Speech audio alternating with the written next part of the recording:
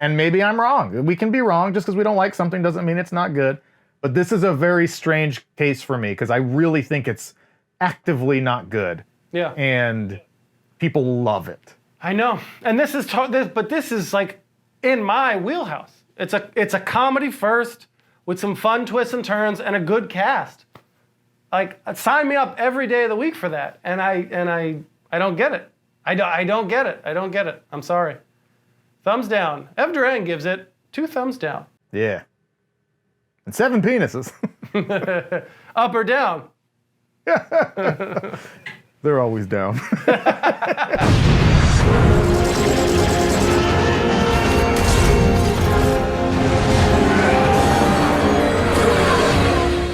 Council Pop.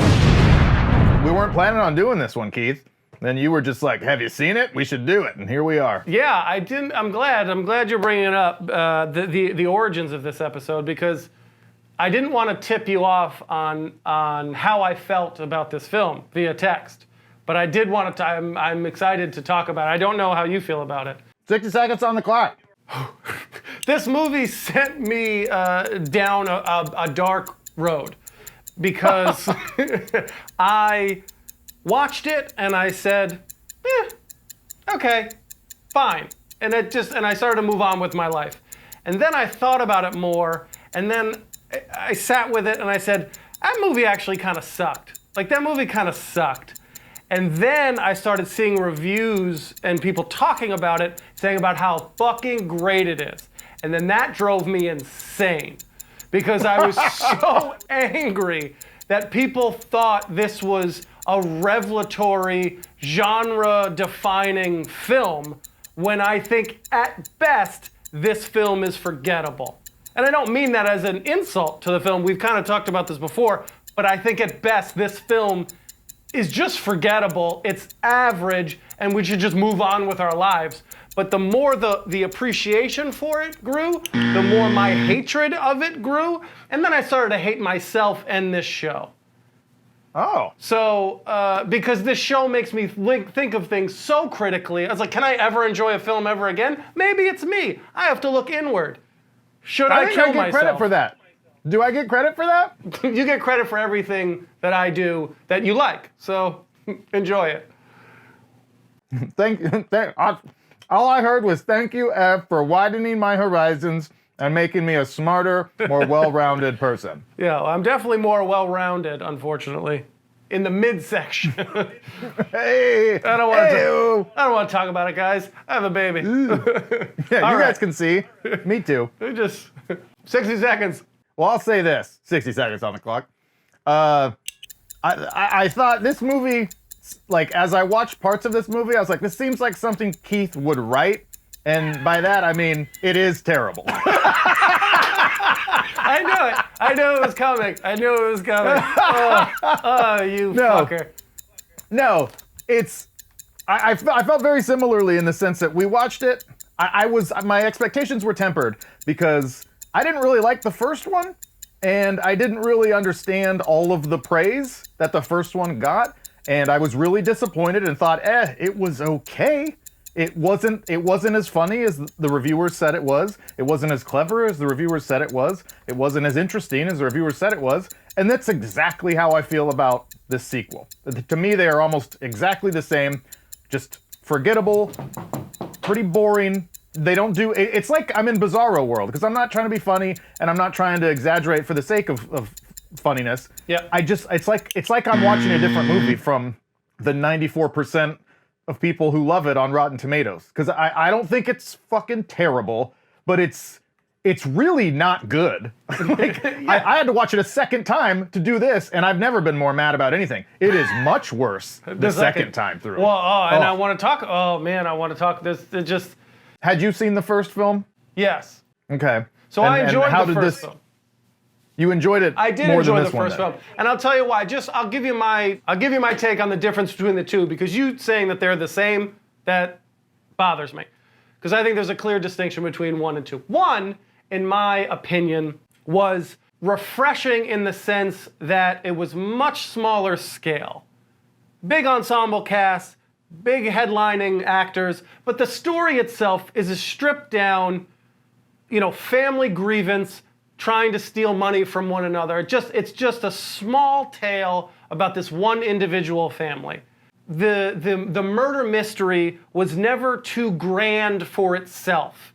It sort of didn't, in a world that was, oh, he's dead the whole time, or oh, aliens are coming, and this spectacle is so big, and movies are so dependent on these large set pieces and big ideas and big sexy things to get people to show up to movies. I thought it was nice to tell a really small story that didn't have this big twist or this big ending. It just sort of unfolded on itself to reveal something interesting. And that I thought was really exciting, because it seemed different than what had been done before in a genre that was sort of out of date and out of style. So that I appreciated about it. That's what I like. This is the polar opposite. It's just big and grand for no fucking reason. Like the plot about the hydrogen, they're burning, creating new fuel and new, like, it's just so outlandish. It's so out there, just as its general premise. There's an eccentric billionaire who could just have anything and do anything and build anything. It's just fucking a hot air balloon that floats away with no fucking grounding nature to it, which is the antithesis of the first one. It was completely grounded, completely small, and sort of easy to wrap your arms around.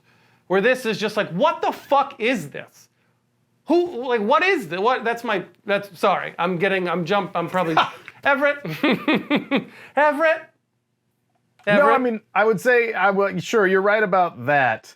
To me, the similarities with the first one are more in terms of, like, this one's even more extreme in its tone. My biggest issues here, I'll start there, are the tone, the fact that it's a comedy first, I think, which is weird, because it's not a grounded comedy. It's like kind of grounded. We've dissected comedy to death on these past episodes. It should be more. Kinds.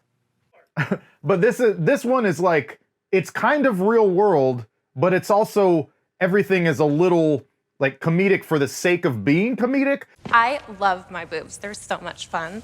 Oops, sorry, feminist. Like, a lot of the lines that are funny are not lines that anyone would ever actually say. Like, it's very much a comedy in that regard. And then so that undercuts any real tension for me throughout the film. I'm never frightened, I'm never concerned, because it's just like, oh, people are saying punchlines in even kind of serious times. Mm-hmm. So that's one problem. My other major problem, and this is where the similarities with the first one come in for me, is that this film especially, is it 98% exposition? Is anyone ever just not explaining what is happening? Because that is the entire film, and it's weird to me that these are even referred to as whodunits, because there's really never any mystery. The second, and I don't remember the first one that much because it was so forgettable, but like, I feel like it was similar in the sense that the second that conflict is introduced, it's resolved, or at least the explanation is beginning. So in this film, I wrote down on my rewatch here, it's an hour and 1 minute in to this film that Bautista dies. And that sort of kicks off the actual crime, the actual whodunit. Yes. And 9 minutes go by of chaos, and oh, was it you? And people pointing at each other, and what happened? And oh, was he poisoned? Oh, was he this? Oh, the lights go out. Oh, someone gets shot. That's only 9 minutes of from the time Bautista dies to Janelle Monae getting shot outside. And then it immediately goes to a 35-minute flashback scene where it explains everything. Yeah. Within, up until I'm not even trying to be dramatic or anything. That sucks. Like, it's not a mystery. Yeah. Like and then lastly, this film is so filled with tropes of like, oh, it's an identical twin. Oh, it's the bullet hit something in her jacket that saved her life. Like, all that bullshit. Like, how can you say this is a well-written or well-constructed story? It's not. Yeah. Yeah. I'm angry at the praise. I'm not angry at, is it Rian Johnson? Rain Johnson? Ryan.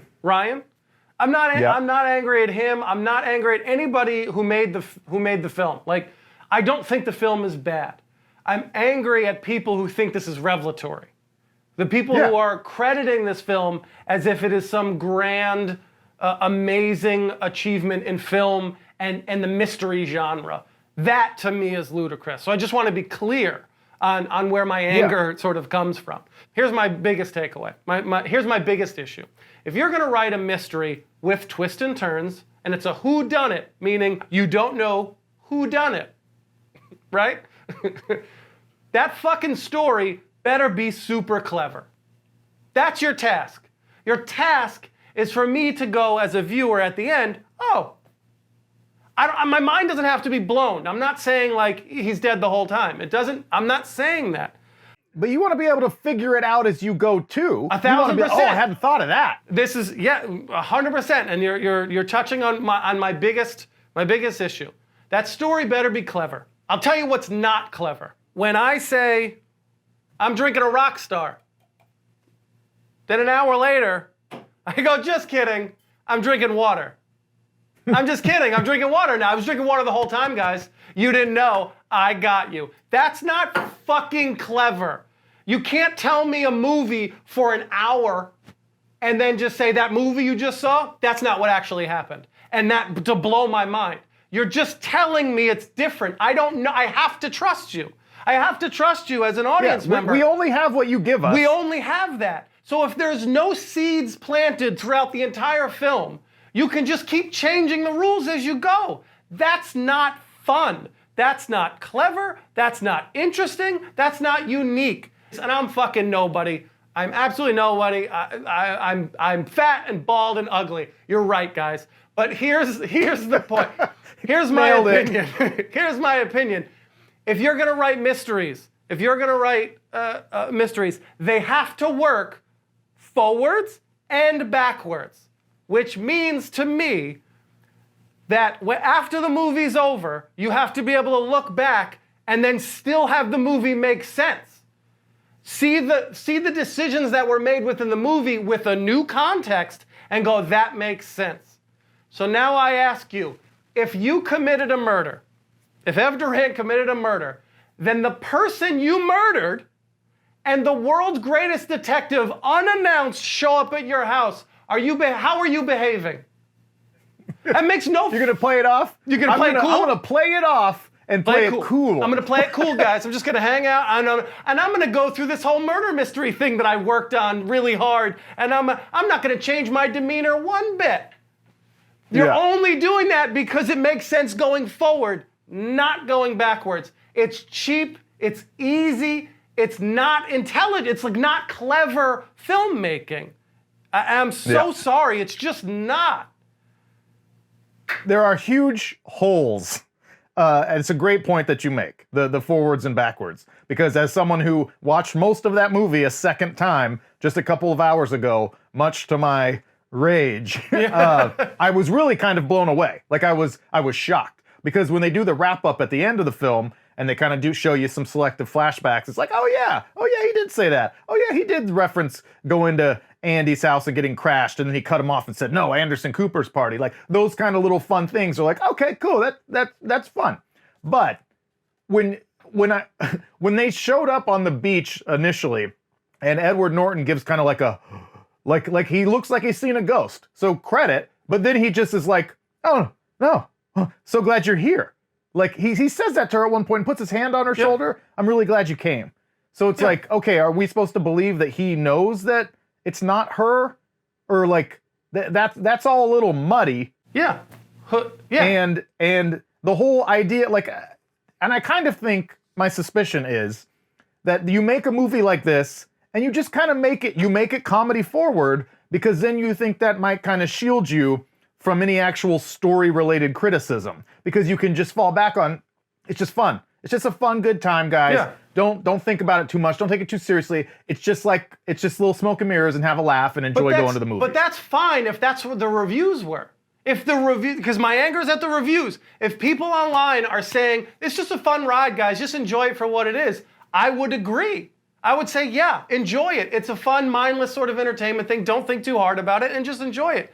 But when you say it's fucking revelatory, I can't get on board with it. That makes me angry. I don't like Daniel Craig. No, you don't like you don't like Daniel I don't Craig? like that character. I think don't people like that think that character. I mean, I like Daniel Craig, fine. Yeah. I mean, he's married to my other wife, but I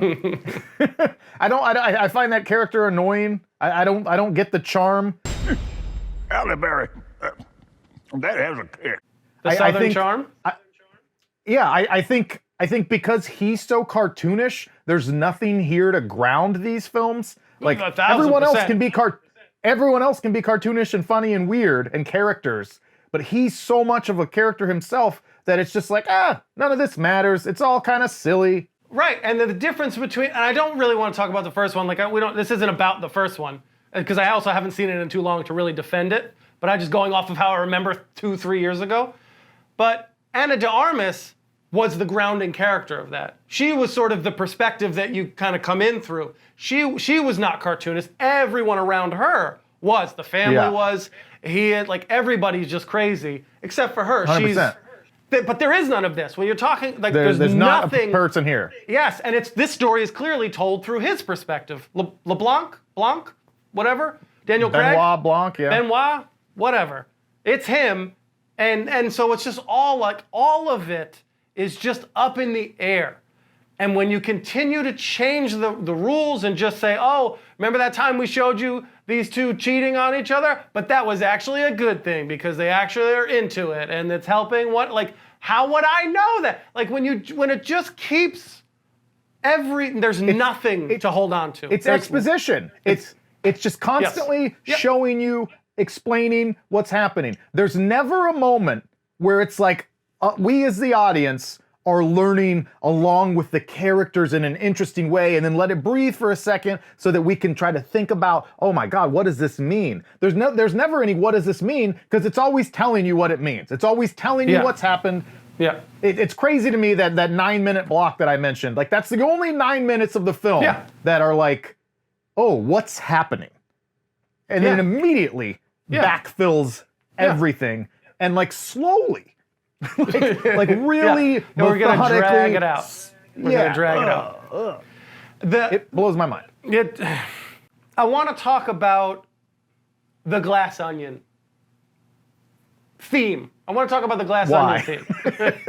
Because after I went through this deep depression of like, am I the problem? I'm just too over-analytical and I can't just enjoy a movie and just see it for what it is and enjoy it like everybody else in the fucking world. You know what? You stupid people. That's what he means. That's the subtext. Like you morons. I would never. I thought back to our I thought about how prevalent and fucking heavy-handed the glass onion theme was, because it wasn't, talk about subtext, it wasn't subtle, it wasn't something that the audience could learn, it was something that was literally bludgeoned to death to your face, like this is important, and there's so many things like that happen that I could list off. But this film could not have less subtlety. Yeah, it's there's so like this is important. His gun is important. Pay attention to the gun. The fail-safe of the Mona Lisa. Pay attention. Like you're just fucking screaming it at my face. Neither here nor there. Hold on. So the glass onion theme is heavy-handed and shoved down your throat. Then I started to think about the Matrix, our Matrix conversation. And when you told me, you said, there's a rumor out there that they made that film bad on purpose. So I started to think about that, and I started to think about this. If the theme of this film is it's overly complex, but incredibly transparent. That's like sort of, I'm paraphrasing a little bit, but that's what feels like, that's what the theme of this film is. So there's like a 5% chance, with that sort of in mind, that Ryan, is it Ryan or Rain? I keep doing this, I'm sorry. Rian Johnson says, if he would admit, I'm going to make a really bad film, like a film that seems overly complex, and that seems like it has all these moving pieces and twists and turns and weaving in and out of these incredibly cool storylines, but at the root of what this story is, it's actually not really that compelling or great at all. Because that's the theme of my movie, as a whole is this glass onion thing. If he did that on purpose, if he would admit that, then I would say that's fucking genius. But I don't believe that to be true, because I believe he set out to make a good movie, and he thinks, and the whole cast of people and everyone who watches goes, this is really brilliant. This is Everybody brilliant. in the world except for us. Except for us think this is like amazingly brilliant, when the ending of this movie is as transparent as a glass onion. Like, it's just so obvious the whole fucking time what's happening and what's going to happen, except for the twin sister part. You know, but like the whodunit part is very obvious. You know, am I making sense? Yeah, totally. It's very deep. Thoughts on that? No. I mean, I can't imagine that's the case. It makes me wonder a lot about Rian Johnson because, like, I know he did Looper, which was a totally enjoyable flick. Bruce Willis and Joseph Gordon-Levitt, and then I don't remember what else he did between then and then doing the Star Wars movie, the second one of the new trilogy, the Last Jedi, which is very polarizing. People either love it or they want to murder it. And then he's done these Knives Out movies, and I just don't really understand. This sounds so mean. I don't mean it like mean. I just don't understand the hype. Like, I don't understand like why people are really excited by Rian Johnson films.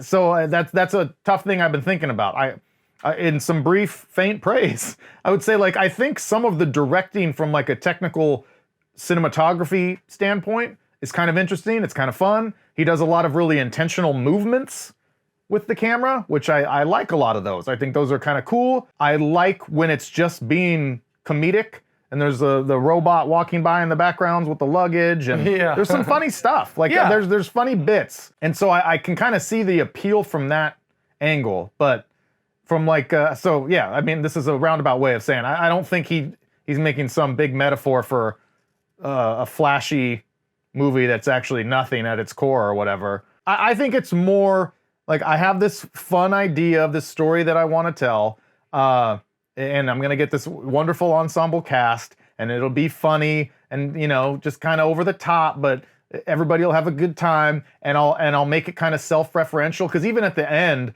as like Daniel Craig is spilling his master theory and it's all about to climax, he says, like, when they talk about like, oh, how did Bautista die or whatever, and he's like, oh no, it's even dumber than that.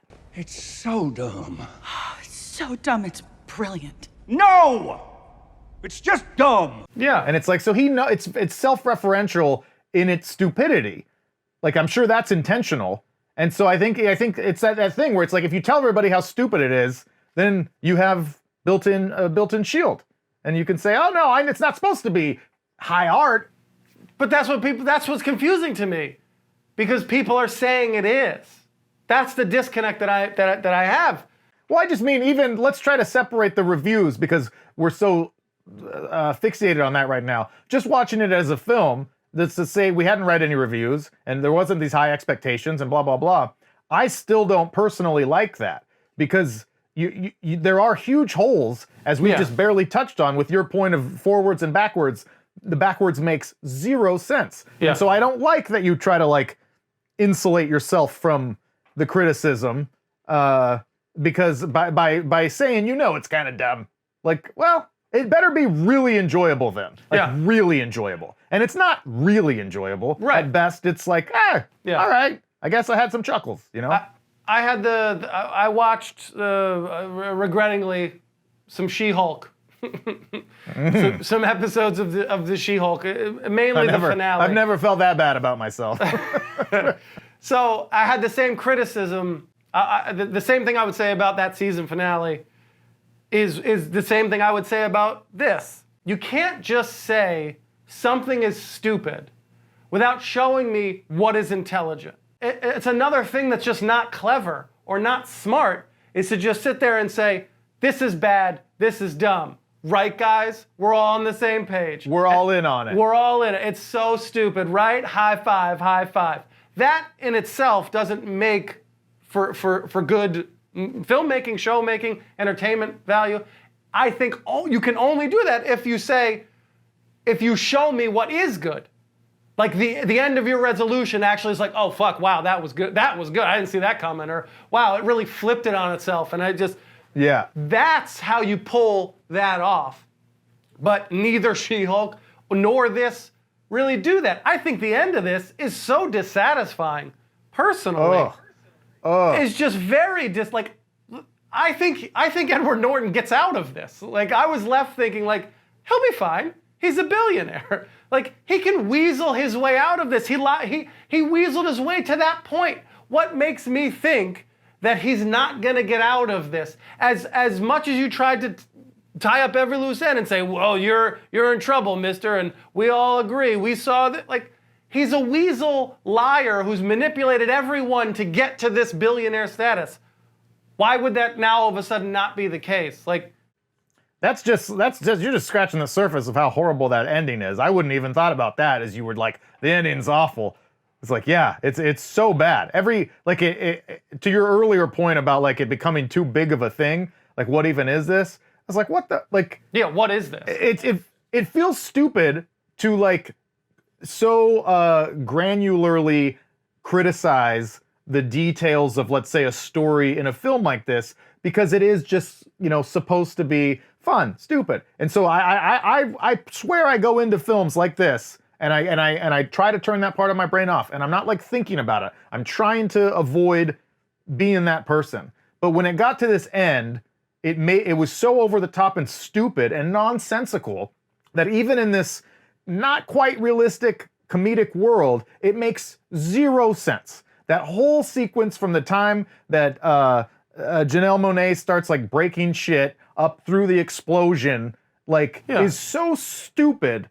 It is so stupid to think that like any of those people would survive that explosion. You know what I mean? It's like it shows the room is full of gas. Like, oh, how convenient that this thing that's causing fireballs to come up from other buildings in this compound just happened to leave that little center of that room fine. And everybody's like, okay, and they all stumble out and they all have their moment where they're like, actually, we are gonna stand up for what's right now. It's like, who cares? I don't care about any of these characters. None of those people are like particularly likable or fun. Like, talk about wasting the talents of someone like Catherine Hahn, who's just like a boring, dry, like nothing character, much like Leslie Odom, much like Kate Hudson. Like, it's such a waste of talent that it's like, why cast these people if you're not going to have them do anything? Yeah. And then go ahead.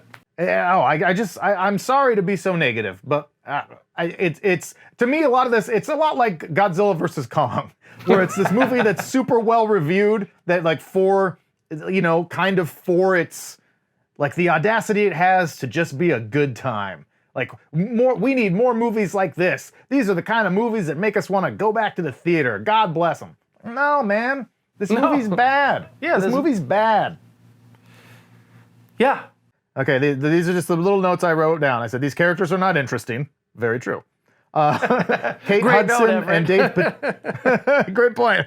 I'm a genius. Kate Hudson and Dave Bautista, I think, are at least funny. And so that part is kind of enjoyable, but their comedy, their characters are also over the top, and like not subtle, back to that point. Yeah, nothing. Where to me, it's not as funny as it could be if they were inhabiting a slightly more real world.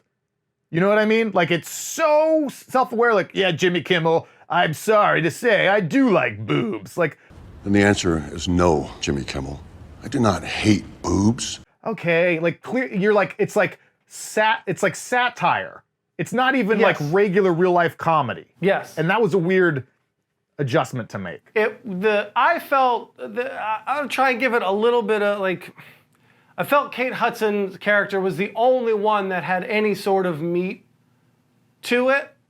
She seemed a little like just that character. And I thought her performance was good too. And I thought she was sort of the funniest.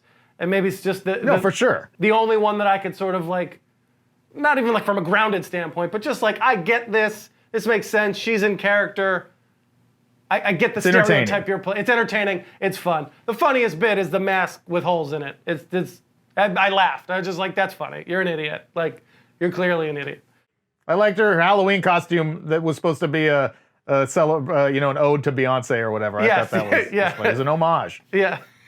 There was some funny, like that's just funny to sort of poke fun at the political incorrectness and how oblivious she is. And like there was some fun moments with her. And like, for sure. You get that character enough, I get, but again. It's fucking, it is slam. But you talk about wasting everyone else's talent. That's where I agree wholeheartedly. Nobody else did anything, and I was most disappointed in Kathryn Hahn. Not in Kathryn Hahn, but the use of Kathryn Hahn. They get like what I love Kathryn Hahn. She can do so much. She can do so many things, and do them really well in my opinion. And she did none of them. She was as bland of a character as you could make someone, and maybe that's the point. But Leslie Odom Jr. was also equally as bland. Them too, especially.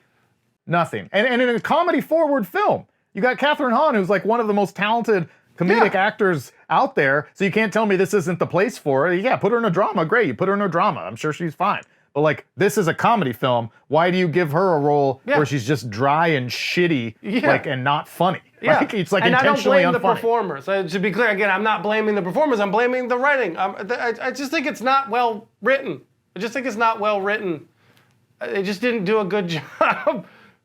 It thinks it's so cute. Like the film finds itself very cute and very entertaining. And I don't like that energy either. And I think I felt that a little bit about the first one, if I remember correctly, where it's just like going into it, you're like, oh, this film with its little cute dividers of the screens as they're all unlocking the puzzles. Like I'm sorry, Rian Johnson is really proud of himself. Like in those moments, like he's really having a good time and he's liking the vibe. And I'm just like, though I like that stuff from directors when they're flexing a little bit, but I don't want to be like hyper aware that they're doing that in the moment. Yeah. Like, and that I'm hyper aware in this movie of every time something happens, I'm like, ooh, Rian Johnson, was S in his own D on that one. Like he was really loving that. Really cute. Everybody's so cute. While we're talking about the cast, I love Edward Norton Jr. in general. I think he's an incredible talent. Jr. Oh, sorry. Ed Norton. Sorry. Who'd you mix him up with? I just, Leslie Odom Jr. was on my mind, and this is a San Francisco linebacker. It's like a linebacker, Ed Norton Jr. Was it Ken Norton? No. There's like an old, from like the 90s, maybe the Cowboys. There's like an old football player. Ken Norton. Ken Norton Jr.? Yeah, I think so. There's like a linebacker, I want to say. Like he's, yeah, Norton. Yeah, all right. That's why. There it is. All of these things are making me not say the right thing. Can I just make my great point, please? Dick Butkus? Are you familiar with Mr. Butkus? Edward Norton is a phenomenal actor. Junior. Him and his son are both phenomenal actors. I think he's a great actor. But I think his portrayal, or maybe it's just bad casting, I'm not sure, but his portrayal of this character, to me, didn't aid to what I think the point of that character was. He was too suave and like too confident and too too casual. Too casual, like to be this eccentric, crazy, like not unhinged, but like loose cannon type Elon Musk. I mean, if they're going to like try and burn Elon Musk or like make Elon Musk this character, he needed to be different. Like he seemed too cool. Elon Musk, I don't think is cool. I don't look at him and go like, oh, that's a suave. Elon Musk is a lot of things, but cool is not one of them. Like I don't look at Jeff Bezos and go, that guy's cool. They're just like different. Bezos fucks. Bezos pounds. Everyone knows it, including Bezos. Like Zuckerberg. Like these are the guys that you're fucking making fun of or poking fun of or embodying in this character, right? These eccentric billionaires who are just out of touch, right? Who've fallen out of touch. That's not what that character, that's not how Ed Norton played it. You know, like he played him like a serious, like, I earn this money. I'm smarter than you. I'm cool. I'm like, do you see all my luxury? Like, it just doesn't, it felt mismatched. And I don't know whose fault that is, but it didn't feel right. Yeah. But if he was going to be played as sort of like this, like rich guy, bro-y douchebag, he needs to be even more insecure, like visibly insecure, so Yeah. that he's like, you can tell he's just overcorrecting. And then that becomes its own source of comedy, Yes. where he's like, well, yeah, I mean, it's Paul McCartney's guitar. I mean, you know, and he's like always like side-eyeing everybody. Like, they think I'm cool, right? They think I'm cool. Yeah. This guy, Edward Norton's just like a cool rich guy. He's just a cool fucking rich guy. Like, he's just awesome. Yeah. And like, he presented, he played that well, if that was the goal. But I don't think that's what the character should have been at all. Yeah. I don't want to spend a lot of time nitpicking like small details, but I would just say that it, even in a comedy forward, not quite realistic world, things that take me out of it are like when Bautista shows up in Greece shooting a gun in the air, like on the dock as they're about to board a boat. Like again, if it was better, I wouldn't be this guy. But like, how did he get that gun through customs? How is he shooting? Is he just firing it off from a motorcycle on the dock and no one's coming? Yeah. He's Yosemite Sam. Yeah, he really is. Like that's stupid. That's stupid. And then the best part of the film, my main praise, segues perfectly into another shitty part. The best part of the film is the Ethan Hawke cameo. I thought that was hilarious. I thought his performance was perfect in his little 90-second session where he's got the magic vaccine and he's just shooting loads into people's mouths. It was just so funny. You're good. Have a great trip, everyone. But then it's like he didn't get the memo that, hey, there's this many people that are supposed to come. It's the most richest man in the world going to his private island, and it's just like, oh hey, yeah, there's this guy here who wasn't invited, the detective, and then also the dead woman who by then they knew was dead. And hey, by the way, there should only be this many. Like, the security for the richest man in the world's island is not as good as the local dive bar that I go to here. Like, that's stupid. Like, that's stupid. Yeah. You're gonna use a magic vaccine on some fucking strange. Anybody could have walked onto the dock and been like, I was also invited. Oh, get on the boat. Yeah. Like, that's stupid. Well, that's why the film doesn't work backwards. Like, the film just doesn't.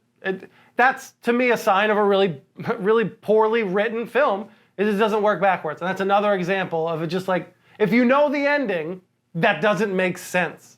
My really unpopular thought here that I probably shouldn't even share is, but it's to the point of like knowing what to expect. I knew what to expect before just seeing the trailer, seeing the cast, and this is how I feel about the first one too, slightly differently. I knew immediately that it was going to be Ana de Armas who was involved in the murder. The details I didn't know. But I knew because the way the film was marketed was you have this like attractive up-and-coming starlet who's in this movie, and in the trailer she's only wearing turtlenecks and mittens and is very subdued, and it's just like, okay, well that's not, you don't get that person to play this role. Like, so I went into that movie knowing at the end Ana de Armas is gonna be the one who did it. And then in this movie, for different reasons, I could see this cast and go, okay, and read the shortest of blurbs and be like, no matter what, Janelle Monae is going to be the hero in this film.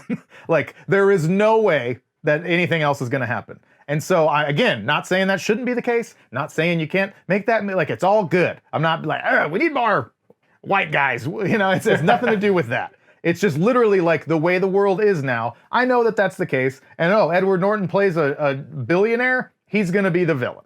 So before the movie started, I knew that was gonna. So like, it makes me sad that everything is so predictable now, and that is a bummer. But the film doesn't do it. You're right.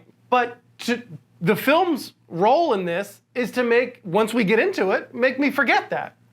But it didn't do any of that. It did none of its due diligence to mix me up in any sort of way, in real way, where I go, oh, wait a second, maybe. No, that didn't. None of that happened. She was portrayed as being like the coolest from her first scene, where she smashes open the thing that all the other stupid people went through the trouble of doing. Like that. Oh, okay. So she's, and that would, my suspicions were only reinforced by that scene. It's like, oh, she's actually the cool one who's better than all this. And the eccentric billionaire, the guy, the wealthy, rich white guy, is the bad guy. Like, he was always kind of a jerk and always a weird and shady, and that's just. And in real life, that is more than likely true. That dynamic is true.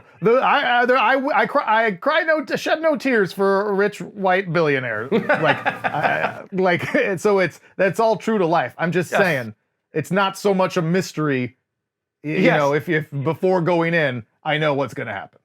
Correct. Yes, this is only about the film, not about society. I just want the film to throw me more from my already preconceived notions of just how things are probably going to work out in today's filmmaking. If any genre should surprise you and try to throw you off the path, it's this genre.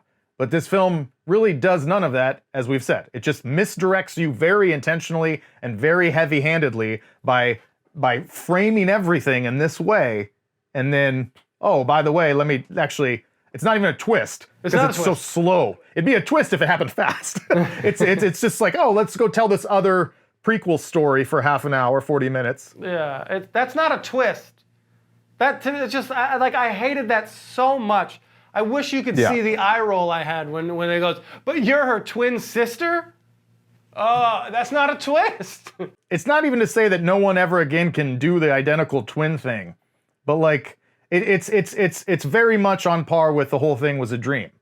It's like, yes, there are ways you can still execute that, but it had better be fucking phenomenal or you're a big hack. And this is a super hacky move, especially when combined with the fact that it doesn't work backwards, the mystery, and the fact that she gets shot, but it hits a fucking whatever it was. What was it, a book? It was like a notebook, it was like her diary or something. Happen to have hot sauce that can look like blood. Like, it's just like... Very convenient. It's so many shitty tropes, which I think I might posit that Rian Johnson would be like, that's the point. But like, okay. Cool. Oh, I don't like it. I don't like that people like it. Yeah. That's what it all comes back to. If the goddamn critics would just shut the hell up about it. Like, I wouldn't be this mad either. I've also had a rough day. I was telling Keith before the call. It's been a rough day. It's been a rough holiday season this year, so I'm in a bad mood. I'm sorry for insulting all of you in the best film of 2022.